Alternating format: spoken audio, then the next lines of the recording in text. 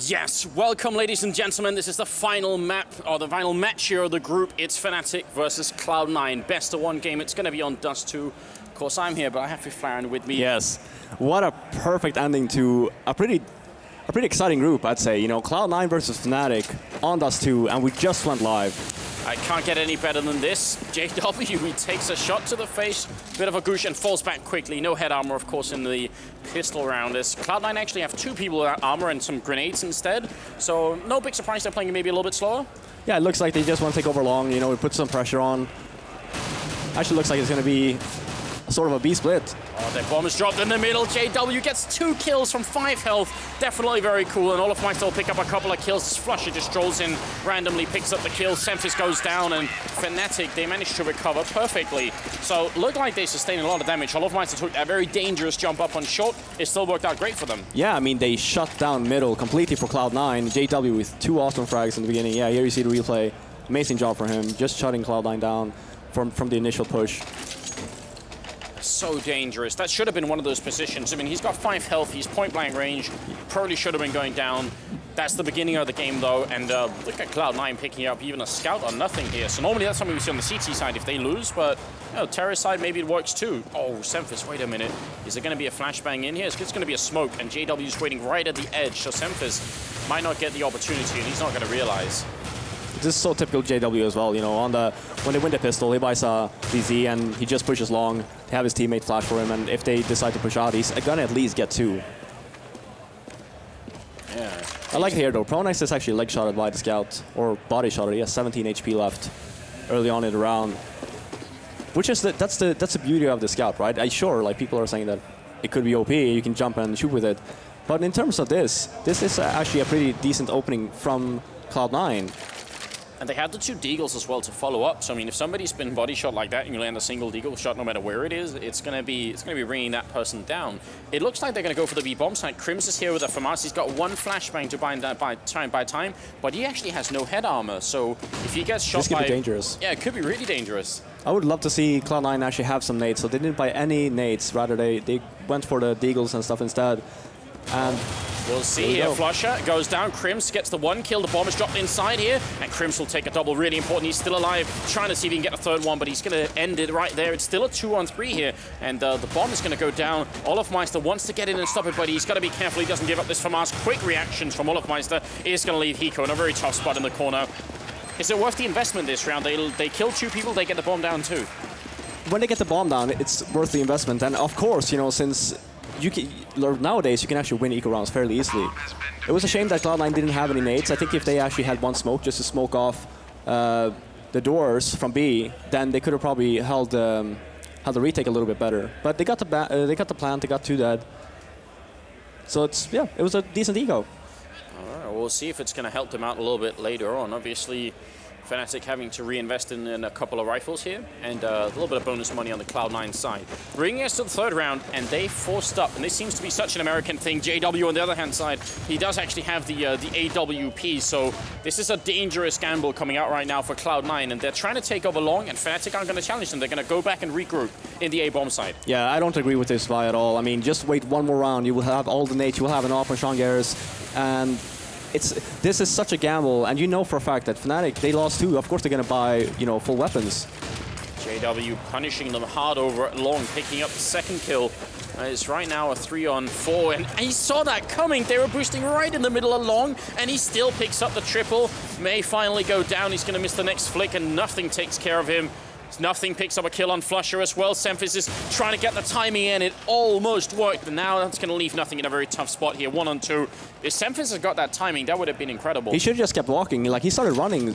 That's why Olofmeister actually turned around. If he had just walked past the smoke, that would have been a kill. And another piece of really good timing there as well. I think Olofmeister spotted nothing up there, and nothing pretty realized he got spotted. Now he's running back. Again, a bomb plant right now, considering the gamble would be quite nice for them. And yeah, I mean, at least they got 3 of them. Maybe he gets 1 more, and if he's super lucky, he's going to get the bomb down, which I highly doubt. But then at least the buy, he's keeping Fnatic on a low amount of money, which is always good. It's just that buy that they did, they just costing themselves 1 extra round, because now they have to save. Yeah, and And they didn't have a lot of grenades to execute that round with either. So, I mean, once they didn't meet, I mean, do you think they were hoping to meet someone at the end of long they could kill early, and Fnatic were playing super defensively? Yeah, they were hoping that someone would push along from Fnatic and they can get a cheap kill, get control out of long, and then just work from that. But that didn't happen, and that's pretty much where, you know, things fall apart, because they don't have any nades to work with. And then JW actually bought an op as well, and that's even more problems.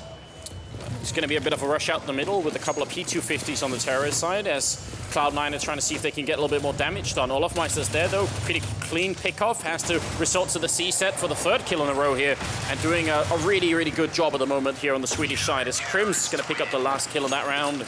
So no damage done that round. That's the first round Fnatic haven't lost a single player. Yeah, and this is the round that counts for Cloud9. I mean, they actually need to start getting some rounds on the board, and I think this is a good start. Shangaris with the op as well, which is a good idea, and you also have the nades that you need to actually play it a little bit slower than what Cloud9 has done so far. Sean buying that all with no body armor. I actually think maybe someone could have dropped for him. I'm pretty sure nothing had enough to buy. Then he would have had no grenades, of course. So a bit of an investment as well on that side. And it seems like they're playing a pretty standard round. But Fnatic aren't. They're just rushing right in to take down Hiko, and then they fall back immediately and play it safe. So that's some of the discipline that I think we've gotten used to seeing on Fnatic. Yeah, and I actually like that a lot from Fnatic. You know, they pushed in, they got one, so they basically just got their objective, and they just fell back. So right now they're in the lead. You know, it's 5 versus 4. They're in a good position, and Cloud9 lost tunnel control.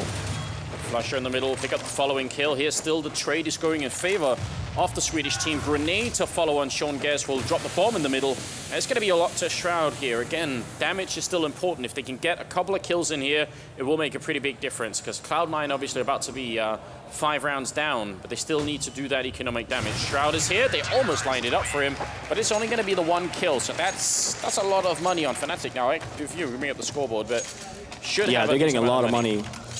So even if they lose this one, they can still buy their ops and, you know, all the nades that they need. And the thing to note here is that Cloud9 isn't really that strong on the T side, but they are fairly decent on the CT side as well. And again, for Fnatic's side, you know, CT side on almost all the maps that they play, they're strong on, whereas on their T side, they might be lacking. So yeah, Cloud9 still needs rounds on the board, and it needs to happen fast. Oh, if they could have caught Pronax, that would have been good return to the kill that Olofmeister got on Semphis, because again, it's Fnatic with the opening, and Cloud9 trying for the long, rush out long, but actually they don't really get the entry frags they're looking for. Now, Fnatic is going to play this defensively with JW, ready and waiting with the AWP, and it's a double up setup for Fnatic, obviously, which is going to make it a lot more tricky for Cloud9 to try and attack this A-bomb site. Nothing has to come up with an insane opening right here, and Pronax is going to be the target. JW goes down, that's one of the AWPs gone. Shroud handling a headshot. Flush is going to come out on long, but he takes a lot of damage and has to fall back. Got to be careful, nothing is there to stop him. Great start for Cloud9, as it's going to be Olofmeister. Point blank range, no scope going in onto nothing. Sean Gers has dropped as well. Grenade to follow, and it's going to be the Molotov here as well, landing right in the bomb site, and Shroud has to move 2-on-2 with the retake both on short here for Fnatic. Yeah, and Cloud9 have a decent position to actually hold this. So if they just do it correctly, work together as a team, and you should be able to pick up your first round of the game. Let's see if they can do it here as Hiko goes down. It's all on Shroud here. He's going to pick up a great flick shot onto Olofmeister now. Crim's alone. 1 bullet is going to take care of it. Shroud sprays. He gets him. Oh, the Glock is out now. He's got 10 health and running away, and Crim's is out of time. He's going to stab Shroud and still lose the round here. Cloud9 picking it up at the end. That was an insane round. I don't understand the reasoning behind Hiko actually peeking when they had a perfect, they had a crossfire. They could have easily just, you know, gotten rid of Fnatic in a better fashion than what they did. But hey, at least they won the round, right?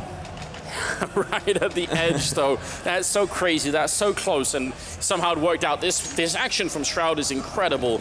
Yeah. And remember, I mean, Shroud is a player that doesn't have that much LAN experience, and he's already pretty good at it.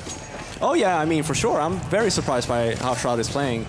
And if he keeps playing like this, you know, if he keeps on stepping up, because that's what Cloud9 needs. Trading a couple of kills again, trading more. Olofmeister with a double, but then nothing, and Shroud brought it back. Now it's down to whether or not JW can stand his ground on this corner by the car, which is kind of a dangerous place to be. It's never going to come to anything, and he did have, I think Flusher was coming to back him up, but Cloud9 have plenty of time. Did they make the right call falling back from here? Yeah, since they didn't really get control of what they needed, and I actually think that round that they're doing when they're pushing out long so aggressively with Cloud9, if they would have had an op, that round would have been so much better. And they've been doing it now for a few rounds, actually, but they didn't do it when they actually had the op. Because the way that you want to do it is that you want to push out long, and you want to take that pit control and just place your AWPer there. Then you can back up if you want, and just let the AWPer work. It's a good pickup from Crims. Not only does he get the kill, he also knows the rest are coming. He's going to go for a double, and he's going to get it as well. Pistols out. Sean Gares now to try and clutch it. Not impossible, but very, very tough at this point in time. And if he can get the bomb down before they get to the bomb site, obviously that will make his job a lot easier. He's been spotted crossing over. He's going to take the fight, and Flusher gets the headshot. Should he have planted it first? I think what he wanted to do was to equalize, so it's a 1 versus 1 before he plants the bomb, because he probably knew that, you know, if I plant the bomb and they're 2 against 1, it's going to be a hard time to actually hold it. But to think about it as well, Cloud9 had no money. They needed that plant. It's definitely not looking good here. We kind of, I mean, it's almost at the range where you could end up double ecoing if you don't plant the bomb at least. Yeah, but knowing Cloud9, they will just eco this round and they will buy the next with the money that they do have. But you know, rounds are taken away right now. They need to get some. They need to get some momentum and some rounds on the board.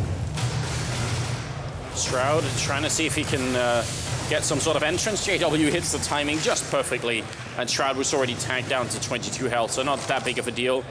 They don't have any grenades to try and get the bomb down here, but they are making a pretty quick rush, and maybe it's going to catch Pronax off guard here, because there's a lot of people coming, and he's kind of alone. He's got one person down on long to help him out. That's Olofmeister, and he's just landing some really nice shots, so not even any chance. I mean, the bomb actually fell down into CT spawn.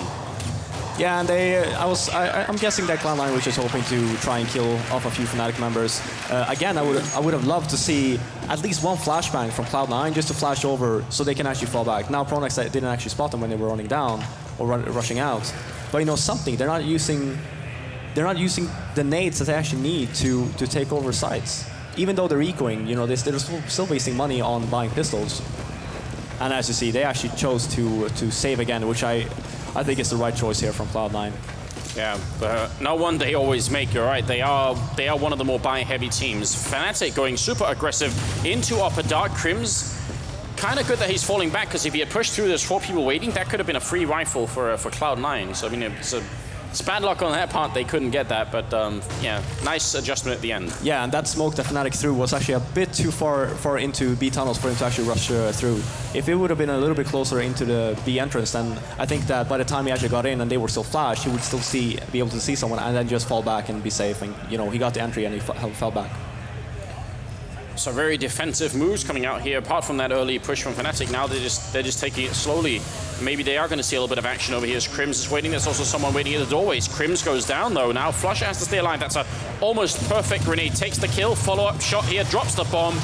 And now he's got the pistol out. It is a 2-on-4. A little bit of hope as they picked out that rifle, but it was quickly extinguished by Fnatic. Yeah, what I would love to see from Cloud9 this coming round is either, you know, try just with a fast B split, since obviously Fnatic is pushing them, right? You're losing the entry every single round. Just do something fast and do it together, like a B split, or maybe if Sean Gares buys an op now, he's not going to have an armor again, and take over long and just leave him there in pit and let him. He actually opts to go for AK to get some proper nades. So probably here we're going to see a proper standard round coming out from Cloud9.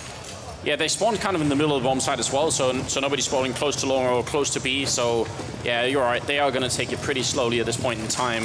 Olofmeister at 20 kills, just 10 rounds into the game is kind of monstrous. That's hard to deal with. Yes, it is. And I think that Olofmeister has actually been playing well all day today.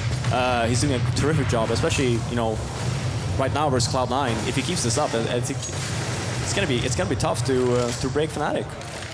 It really will be. Shroud waiting out here. JW's trying to find the timing and listening, and he feels like now is the time, but Shroud comes out on top here. The Canadian player just a little bit too fast there for JW. It was a nice idea using the audio like that.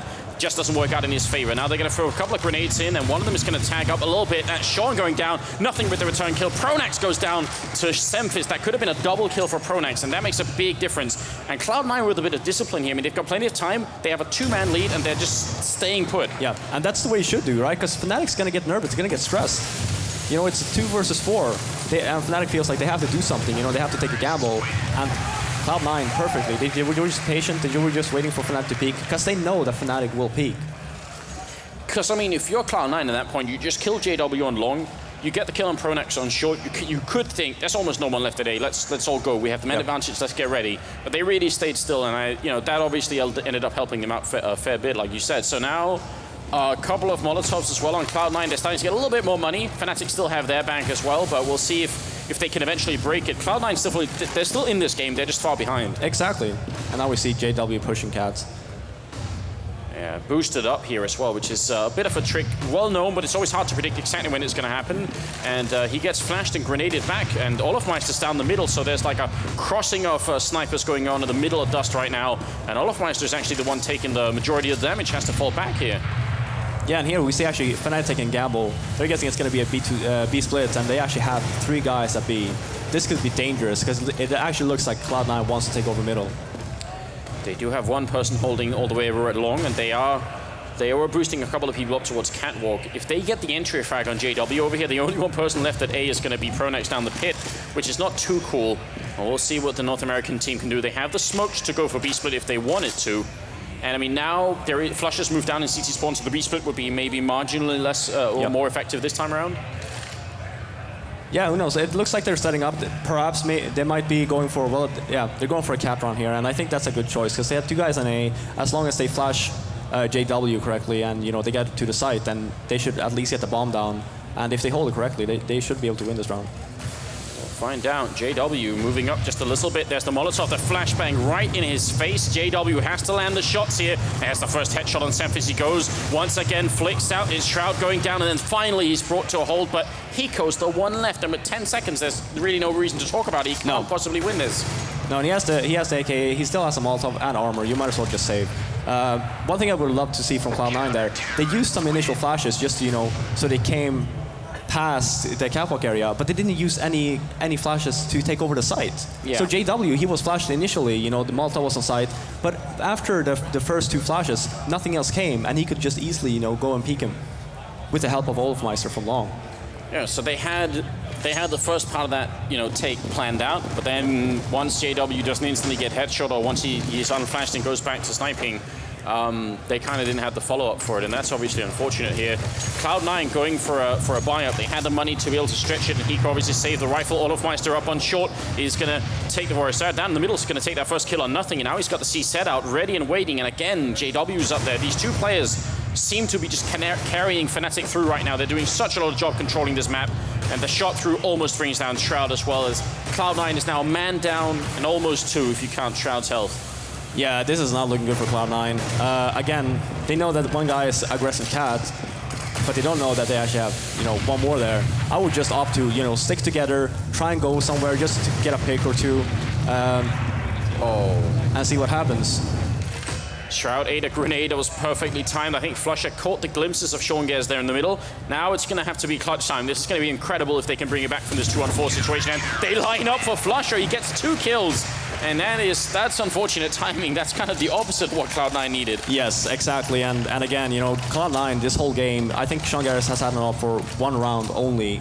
And that's not something you want. You'd rather risk to save 1 extra round so he actually gets the op. So you actually get some map control. Because right now what's going on is that Fnatic's running double ops. And they're, Cloud9 is letting them run everywhere. They can do basically anything they want. And they need to stop that.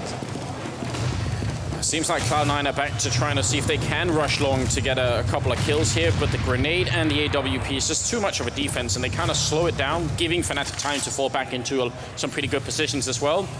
Yeah. And here you see, JW got the entry. Cloud9 just stops. So they're hesitant on what they're doing. And they don't have any flashes to do anything, and now it's just a pick-and-play game for JW. He goes down, which is good. But the way that it's going, Fnatic will still be able to pick up that op if they want to. Oh, well, pistols all around here. Of course, it's an eco round for Cloud9. And, I mean, if they wanted to go for a B-split push, surely, traditionally speaking anyway, you'd want to clear out short before you do it, just to make sure you're not going to get stabbed in the back just as you run out middle. But it seems like every time they even get close to short, they end up losing at least 1 person. Do you think that's the reason Cloud9 haven't done the B-split so much? Because it's obviously a very popular strat in the European scene, but Cloud9 have not been too heavy on it. Yeah, and the reason why it's not been, it's not working in their favor is because they don't have mid control, since they don't have an opper. So Olofmeister and JW can basically do whatever they want, and they don't really smoke off mid. So if they had an op, and you had one guy dropping suicide from T-spawn, smoking middle, you would get like mid control super fast, and even if they boosted JW up on Cat, they would probably catch him off guard. And we saw one round where Fnatic tried to guess that it was going to be a B-split. It ended up not being it. But obviously, if the round where Cloud9 trying to do it, Fnatic also guessed it right, that's going to be devastating. It's looking like another long push coming out here. Pronax, the one defending. If they keep pushing right now, they get the opening frag. Running gun. There's nobody on this side of the map, so Fnatic aren't going to find anybody. Now, JW wants to get in here, but if they keep moving, they could catch him as well. He's going to flash his way in. C-set, 75 in hand, and it's an instant headshot from Sean Gares. Crims now trying to cover the crossover here, but Cloud9 are in a great position. Smoke goes off to cover it. That grenade not going to kill anybody, and the bomb should be going down here, even though they've done good damage. Oh, Molotov to block the plant. Dangerous. They get it down. All right, it's going to be a 3-on-5 right here. Another great headshot coming in from Semphis. And it feels like Crims and Olofmeister can't do much to retake it. And it's just as I say it, they get 2 kills in. Crims looking for a little bit more. Nothing. It's going to be spraying down there. It's now just Olofmeister left. 1-on-2, and they should just hide. Yep.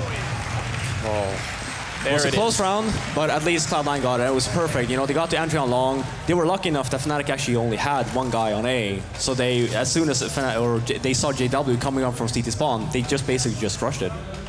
It feels like that's the A push that Cloud9 have had in their minds the whole game, and if it's only in the 14th round that it works, maybe a little bit late, but better late than never. And now they got the AWP back here on Sean. He spots 3 people jumping over, and it's a double up setup still on Fnatic, very powerful, and just going to be taking a fight over at long as Pronax comes out on top against Hiko.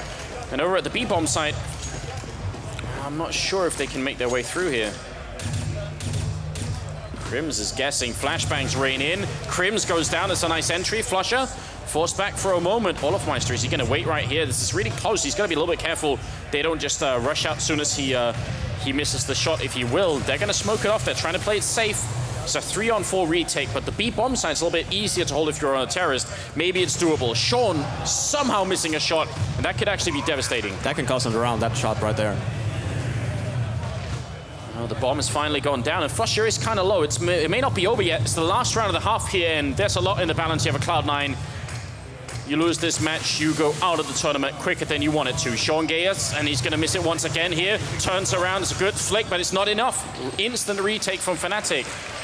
Yeah, and I have a big problem with that round from Cloud9, actually. So they actually finally got the op after winning the previous round. So Sean Gares is actually peeking middle. He has mid control, as in he knows how many cross to B, so you can easily take mid control. But instead, Cloud9 opts to go to B, where they have 3 people holding, which Sean Gares knew, since he was peeking middle. Yeah. Instead of just, you know, take mid control first, have the CTs rotate so they actually don't have 3 guys over at the B site. Even though you only have 1 guy on the actual site, you had very fast rotation, and the retake was pretty solid, I'd say. So we're on dust too, and it's 12-3 for the first half. What would have been a halfway acceptable score for Cloud9? Something they could work with for the second half. I mean, they're not a bad CT team, and again, Fnatic, they're known for their CT sides, right? So even if they only got 7 or 8 T rounds, obviously you would prefer more, but that is something to work with. Right now, 3 rounds coming into CT side, that's tough. That's a tough position to be in. It's going to be one hell of a uphill battle for Cloud9. Yeah, you're kind of, you know, driving car without any airbags at that point. You have to win the pistol. You have to win the follow-up 4th round. Everything has to go your way early in the game. Yeah. Fnatic, on the other hand, I mean, if they win the pistol, then they pretty much secure 2nd seed in the group almost. At that point, I mean, if you're on the Fnatic team, you can try and orchestrate a really, really good way to execute a pistol. What would you do at this point? Normally what people tend to do when they're actually up by this much is that they just rush a site. You know, because the mentality of the other team, especially when you got 12 rounds on the weaker side, is the mentality from, look at Cloud9 right now, for example, you're a little bit devastated, you know? And then if you rush them on a site, they might not think straight, maybe they're still frustrated, so they might not hit their shots. So that's probably the best way to do it. Or, especially on Dust 2, maybe B-split. B-splits on the pistol round is extremely powerful. Well, we're about to find out. If you're just joining us here, then welcome to Dreamhack Winter 2014. This is the last match of the first group here, Fnatic and Cloud9. Someone's going home, and right now it's looking like Cloud9 And we're about to get it on, so tell your friends it's going to be Counter-Strike all day here. It's only the first group that we're covering so far, and it's going to be pretty exciting. Fnatic leaving Pronax in the middle and then spreading out quite far across the map, whereas Cloud9 are actually the ones taking initiative right now, going up on short and wanting to push forward. Nothing covering right here. There's smoke covering the lower dark so that they don't get shot too much, but that smoke actually may have failed a little bit as they do drop kind of low and have to fall back. Yeah, I think Cloud9 just want to push and grab an energy or two just to get some control over the round. And here you see Flush actually has a Molotov. I don't know if that's going to be used to the A side when they actually decide to go A, or if it's going to use in the B just to block off the CTs from entry. Already Shroud down to 11 health, and looks like Fnatic are going to end up going out on long. There's 3 people waiting here, but some of them are going to fall back. It's a bit of a firing squad, and it's not Cloud9 coming out on top as Olofmeister picks up 2 kills, JW with 1 of them, and it's going perfectly right here for the Swedish team. Hiko and nothing are left, and there's not really much they can do at this point. No, and that was actually a really good round by Fnatic. They took Cat control, and then they went back and actually just took over long. So Cloud9 was just focused on Cat. They had 1 guy on long, just peeking long. When he went down, there was 2 more. There was 1 that was reloading that was holding Cat, was Semphis, and the other guy just went down instantly. It was a perfect execution by Fnatic, and there's really nothing Cloud9 could have done.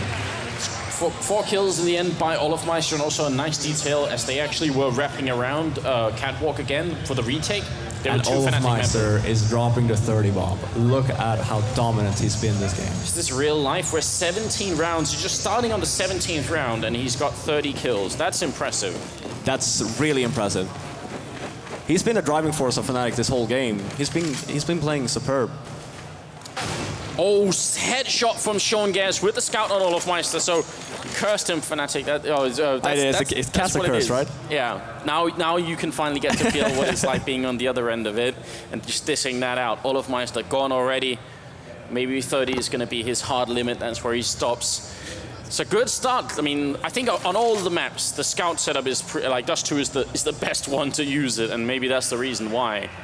Yeah, because you can just have the scouts long distance, and you hide with the ZZ on a close distance, so you know the scout might hit one, and then you will just mop it up with the pistol.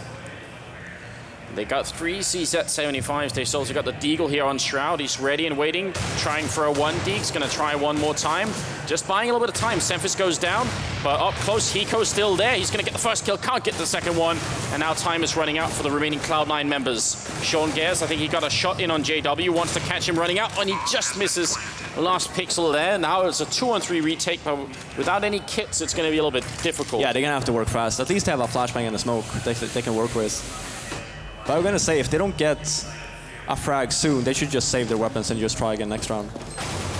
Well, there's one from Nothing all the way in the back. Crims and Flush are still alive, and now Sean Gers is going to be going down, and Nothing might have to just end up conceding this bomb site. He's going to go all in, and he ends up not surviving the rounds. That's 14-3 on Cloud9. Do they buy, or do they try and play for overtime by winning 12 rounds in a row after this? I mean, it's actually a really tough call to make, since obviously this is your tournament life on the line, and you're 2 rounds away from being eliminated. If you really want to save that extra round, then Cloud9 opts to actually buy in hopes of winning the round, and try to get some more rounds on the board.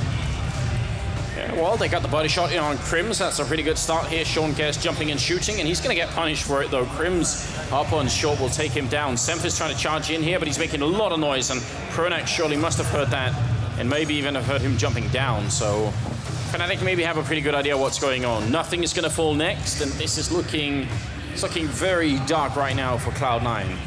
Yeah, they lost 2 guys in middle, and now Fnatic is just abusing the fact that we killed 2 guys in mid. They should probably be safe. Hiko doing a lot of work, picks up the triple, final shot on Olofmeister there, and now it's a 2-on-3. It changes in an instant, the scout and then the pistol combo there. Definitely very cool, but JW and Flush are still alive, and they are at least going to get the bomb down. So it's not going to be a walk in the park for Cloud9 to actually finish this round. Yeah, no, and I must say that was an extremely sloppy smoke coming in from Fnatic that was supposed to cover CT spawn. Yeah. Didn't work out too well for them. Hiko looking to see if he can do a little bit more. He's only got 8 health left. He's already got the triple kill, putting a few shots into the bomb site. JW is so close with that C set. That's a Hiko picking up. Now a quad jumping down. He's going to realize it. He gets the body shot in. JW still alive. Shroud has to try and hunt him. He doesn't have a kit. He's going to go down. down. JW comes up with a triple kill and puts Fnatic at 15 rounds. How did they throw that away, Fifaren? That should never happen. And you can clearly see on Cloud9, their mentality just isn't there. You know, they would have never lost that round normally. But you can see they're not really playing up to their standards. They're not playing like the way they should be, and they're losing these key rounds where it's close to impossible to actually lose. So much work put in from Hiko. That's 4 kills. I think 2 or 3 of them with a scout and a couple with a pistol as well. And it's a match and map point here as Cloud9 finally clean it up. Fnatic just gets shut down trying to rush into that B bomb site. But the road back is immensely. I mean, in terms of Counter-Strike history, surely this would be one of the most insane comebacks if it somehow worked. Yeah, and I mean, that last round, since, like you said as well, Hiko did work. If they would have won that round, the morale of the team would actually go up. But this round, you know, they're on the verge. After losing a round like that, even though they win this one, they're not going to be happy about it. They're just going to be like, you know, whatever. Yeah, we won a round. Thank God for that. And who knows? The way they're playing, Olofmeister might actually win this the way that he's playing. Yeah, because he jumps down into 3 players and that pretty much ends it. That's a bit optimistic. There was a firing squad waiting. But you're right, because they don't have a kit. I mean, if he kills the guy on short and just stays there, he planted full short as well, which is smart. Could have been ugly. Yeah, and I mean, yeah, sure, Cloud9 got around now. But again, in order for them to actually, you know, keep going, I think they need one of those hero rounds where you have one player, you know, getting 4, he shuts down a site completely, just so they get their mood up. Because right now they're obviously not happy. Yeah, I mean, in some ways the pressure is immense on Cloud9, but I mean, could there also be a point in which it's also off now because they've gone past the point where they feel like we've already lost, and now anything just goes, like anything is fair game. Yeah, but if you have that mentality, the thing is, you would just think like whatever, you know, that's your mentality in that case. Well, they just need to grind rounds. 1 round at a time. They got the 2 opening frags. They did lose nothing, but it's still working out in their favor currently. And you did say earlier, they are a pretty strong CT team. They are not always so good on the terror side, but sometimes on the CT side, they have their moments of magic. It's going to need to be 11 straight rounds of pure magic coming out here from Cloud9 if it's going to work. Yeah, and I mean, we're going to have to see some excellent play coming out from the Cloud9 players for that to happen, and some excellent teamwork. At least now, you know, it looks like they're going to win this. Fnatic was on Eco, and it's actually good. They only lost 1 player so far, so if they can keep that up, just to, you know, keep the morale up, you know, okay, well, yeah, sure they had an Eco, but at least we could shut them down. It's got to be the thinking here. Olofmeister goes down, Flusher trying to run in, and it will be around that Cloud9 pickup pretty easily. Nothing over on long did end up going down, but that was about it. So 15-5, 1 down, 10 to go.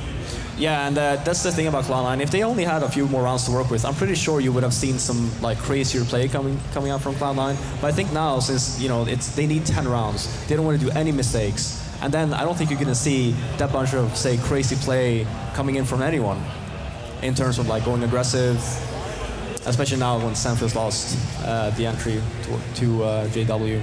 Yeah, that's the problem. So, you know, Cloud9 going for the double-up setup, we've seen Titan, how incredibly effective they can be picking up those 2. But right now you have Sean Geddes and Semphis, and either one of them is going to be fighting JW. That's just not fun at all. And Semphis did come out a little bit on bottom there. Crims goes down in the middle, though. Shroud with a really good headshot before he gets dropped there onto Pronax, now leaving Hiko inside this bomb site.